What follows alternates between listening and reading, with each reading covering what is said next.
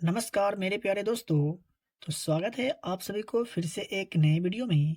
तो आज जो है ये दूसरा प्रैक्टिस सेट है एसएससी जीडी के एग्ज़ाम के लिए।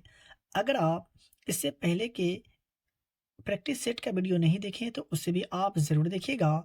और एक-एक प्रश्न आपके एग्ज़ाम के दृष्टिकोण से बहुत ही ज़्यादा महत्वपूर्ण है और यहाँ से प्रश्न आपको अपने एग्ज़ाम के पेपर में देखने को ज़रूर मिलेंगे। तो वीडियो को बगैर स्किप किए हुए पूरा ज़रूर देखिएगा।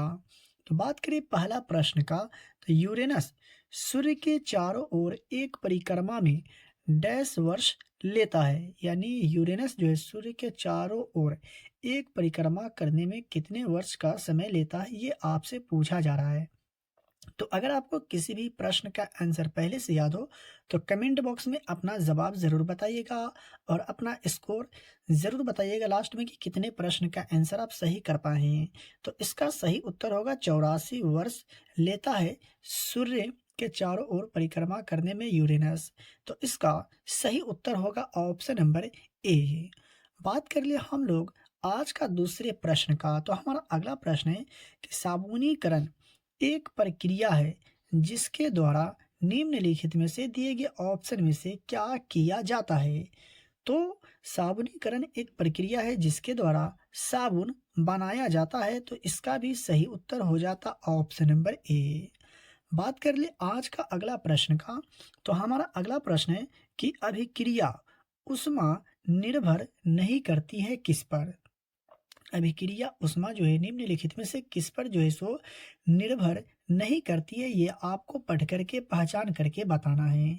तो अगर आपने चुना है ऑप्शन नंबर बी तो बिल्कुल सही जवाब है। उस पथ पर जिससे अंतिम उत्पाद प्राप्त किया जाता है उस पर ऊष्मा निर्भर नहीं करती है। तो सही जवाब हो जाएगा ऑप्शन नंबर बी। देख लेते हैं अगले प्रश्न को। तो आप यहाँ तक आ गए और अभी तक वीडियो को लाइक नहीं किए तो वीडियो को लाइक करें और चैनल पर पहली बार विजिट करें तो चैनल को भी सब्सक्राइब करके बेल आइकन को प्रेस जरूर करें और इस वीडियो को अपने दोस्तों में भी शेयर जरूर करें। तो हमारा अगला प्रश्न है कि पिरकनाशी के रूप में डीडीटी के प्रयोग की हानि है। यानी पिरकनाशी के रूप में डीडीटी के प्रयोग की हानि निम्नलिखित में से क्या है। तो प्रकृति में सरलता से निम्नीकरण नहीं होता है। ये जो है सो पिरकनाशी के रूप में डीडीटी के प्रयोग की हानि है। सही उत्तर हो जाएगा ऑप्शन नंबर बी। बात कर लिए दूसरे प्रश्न का, तो हमारा अगला प्रश्न है कि निम्न में से कौन सा प्राकृतिक बहुलक है। दिए गए ऑप्शन में से कौन सा प्राकृतिक बहुलक है। तो इसका सही उत्तर हो जाएगा सेल्यूलोज जो है एक प्राकृतिक बहुलक है। दूसरा प्रश्न है कि ताप जो है उत्क्रमण होता है दिए गए ऑप्शन में से क्या। तो इसका देख लेते हैं अगले प्रश्न को। तो हमारा अगला प्रश्न है कि ग्रीन हाउस गैसें हैं। ग्रीन हाउस गैसें जो है निम्नलिखित में से क्या है। तो इसका सही उत्तर की अगर बात करें तो CO2 CH4NO एवं CFC जो है ग्रीन हाउस गैसें हैं। याद रखेंगे सही जवाब होगा ऑप्शन नंबर ए। CO2 यानी ठोस कार्बन डाइऑक्साइड का सूत्र होता है, ये आप याद रखेंगे। कभी कभी CFC का फुल फॉर्म भी पूछ लिया जाता है, तो क्लोरोफ्लोरोकार्बन CFC का फुल फॉर्म होता है, तो इसे भी आप याद रखेंगे। दूसरे प्रश्न की अगर बात करें तो अत्यधिक प्रदूषणकारी उद्योग किस कोटि में आते हैं। यानी अत्यधिक प्रदूषणकारी उद्योग जो है दिए गए ऑप्शन में से कौन सी कोटि में आते हैं। तो लाल कोटि में आते हैं, याद रखेंगे। बात करें नृत्य से रिलेटेड प्रश्न का, तो करगम जो है ये कहाँ का लोक नृत्य है। काफी महत्वपूर्ण प्रश्न है और नृत्य से रिलेटेड प्रश्न आपको अपने एग्जाम में देखने को जरूर मिलेंगे, तो याद रखेंगे ये तमिलनाडु से संबंधित है करगम। राइट आंसर होगा ऑप्शन नंबर बी। देख लेते हैं अगले प्रश्न को। तो हमारा दूसरा प्रश्न है कि द्रोणाचार्य पुरस्कार जो है ये कौन से क्षेत्र में दिए जाते हैं। और पुरस्कार से भी रिलेटेड प्रश्न आपको अपने एग्जाम में प्रश्न देखने को मिलेंगे, तो इसलिए आप याद रखेंगे खेल के मैदान में उत्कृष्ट शिक्षकों को दिया जाता है द्रोणाचार्य पुरस्कार। सही जवाब हो जाएगा ऑप्शन नंबर डी। बात कर ली अगले प्रश्न का, तो हमारा अगला प्रश्न है कि बंद अर्थव्यवस्था का क्या अर्थ होता है। तो बंद अर्थव्यवस्था के अर्थ की अगर बात करें हम लोग, तो ऐसा देश जिसमें कोई आयात एवं निर्यात नहीं हो, यह जो है बंद अर्थव्यवस्था का सही अर्थ होता है, याद रखिएगा। चलिए लेके चलते हैं दूसरे प्रश्न की ओर। तो दूसरे प्रश्न की अगर बात करें तो निम्न विख्यात खिलाड़ियों में से राजीव गांधी खेल रत्न पुरस्कार पाने वाला पहला व्यक्ति कौन था? कहने का मतलब ये हुआ कि राजीव गांधी खेल रत्न पुरस्कार पाने वाले पहले व्यक्ति कौन थे दिए गए ऑप्शन में से। तो याद रखिएगा, विश्वनाथन आनंद जो है ये राजीव गांधी खेल रत्न पुरस्कार पाने वाले पहले व्यक्ति थे।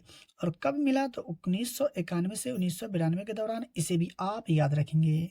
प्यारे साथियों, वीडियो को अभी तक लाइक नहीं किए तो वीडियो को लाइक जरूर करें, और चैनल पर पहली बार विजिट करें तो चैनल को भी सब्सक्राइब करके बेल आइकन को प्रेस भी जरूर कर लीजिएगा।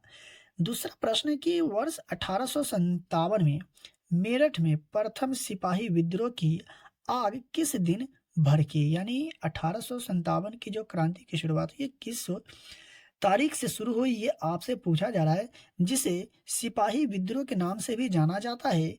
तो आपको जरूर याद होनी चाहिए, नहीं याद है तो आप याद रखेंगे। 10 मई 1857 को मेरठ से शुरू हुई थी सिपाही विद्रोह, ये आप याद रखिएगा। सही उत्तर होगा ऑप्शन नंबर ए। देख लेते हैं अगला प्रश्न को।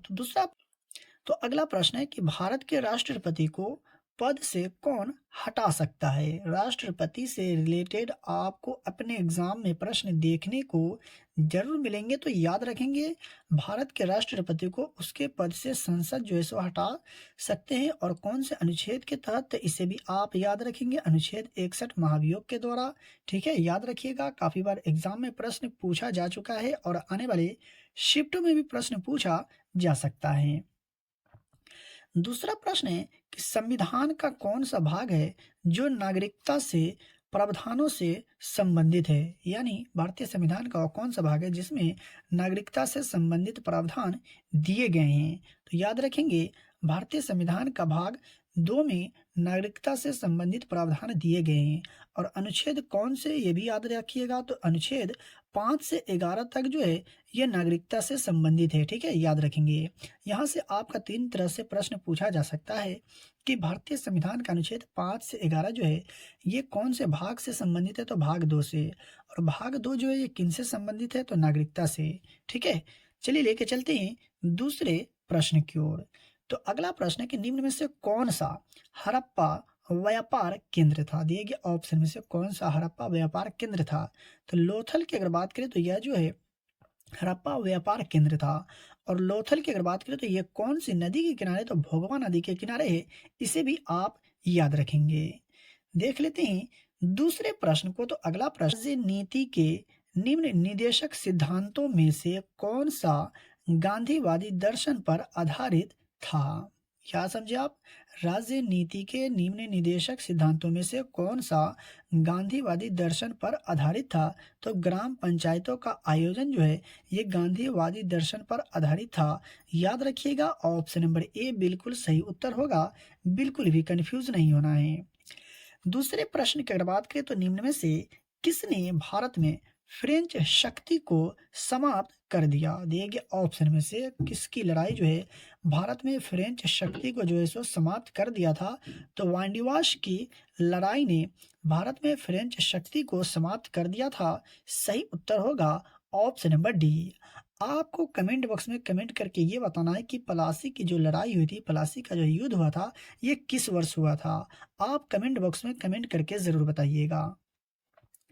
दूसरा प्रश्न है कि कर्क रेखा नहीं गुजरती है। यह कर्क रेखा जो है कौन से देश से होकर नहीं गुजरती है, ये आपसे पूछा जा रहा है। तो याद रखिएगा, पाकिस्तान से होकर कर्क रेखा नहीं गुजरती है। और भारत के कितने राज्यों से होकर के कर्क रेखा गुजरती है, इसे भी आप याद रखेंगे। तो 8 राज्यों से होकर के भारत से कर्क रेखा गुजरती है। चलिए देख लेते हैं हम लोग दूसरे प्रश्न को। तो अगला प्रश्न है कि निम्न में से कौन सी नदी दक्षिण से उत्तर की ओर बहती है? दिए गए ऑप्शन में से वो कौन सी नदी है जो दक्षिण से उत्तर की ओर बहती है? तो बात कर ले दक्षिण से उत्तर की ओर बहने वाली नदी का, तो कौन सी नदी है? तो सोन नदी जो है ये दक्षिण से उत्तर की ओर बहने वाली नदी है।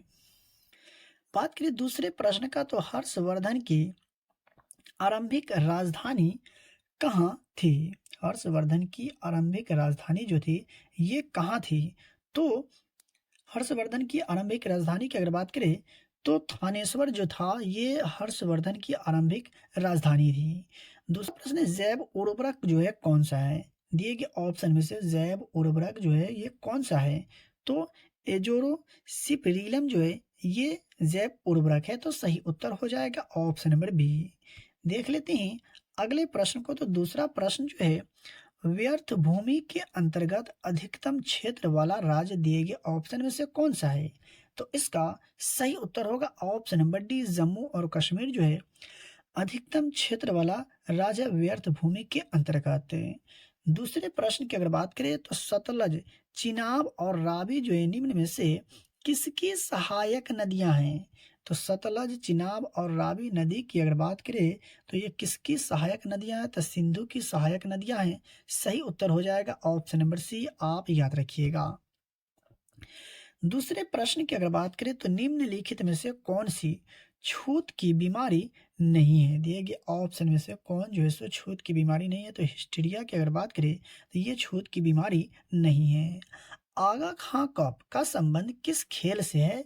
तो आगा खां कप जो है इसका संबंध की अगर बात करें तो ये कौन से खेल से है? तो हॉकी से है। याद रखिएगा, सही उत्तर हो जाएगा ऑप्शन नंबर सी। तो मेरे प्यारे दोस्तों, कितने प्रश्न का आंसर आप सही कर पाए अपना स्कोर कमेंट बॉक्स में जरूर बताइएगा, और इस वीडियो को अपने दोस्तों में शेयर जरूर करें। और फ्री में पीडीएफ प्राप्त करने के लिए वीडियो के डिस्क्रिप्शन में दिए गए टेलीग्राम चैनल को ज्वाइन करिए। अभी तक वीडियो को लाइक नहीं किए तो वीडियो को लाइक करें और चैनल को सब्सक्राइब करके बेल आइकन को प्रेस जरूर करें।